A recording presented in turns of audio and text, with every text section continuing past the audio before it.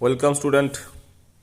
বিদ্যাসাগর ইউনিভার্সিটিতে যারা fifth same English major নিয়ে পড়াশোনা করছো তাদের জন্য আমার থিংস ফল অ্যাপার্ট, এই যে থিংস ফল অ্যাপার্ট থেকে মোস্ট ইম্পর্ট্যান্ট 10 মার্কস এবং 5 মার্কসের কোশ্চেনের সাজেস্টিভ ভিডিও এটা।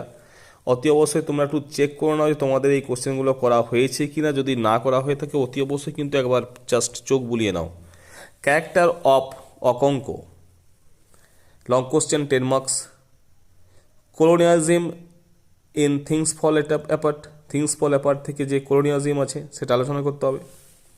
Twine tragedies of Things Fall Apart, twin tragedy কেন সেটা বলতে হবে। ইমেজারি অ্যান্ড সিম্বল 10 মার্কসের কোশ্চেন অবশ্যই করবে।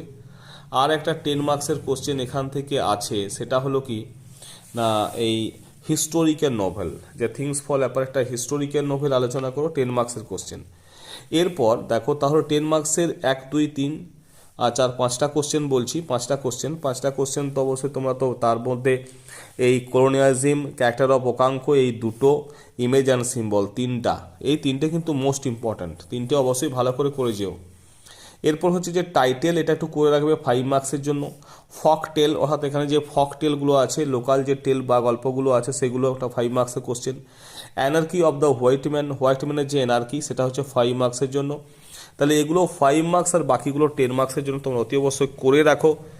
ভিডিওটা ভালো লাগলে লাইক করো।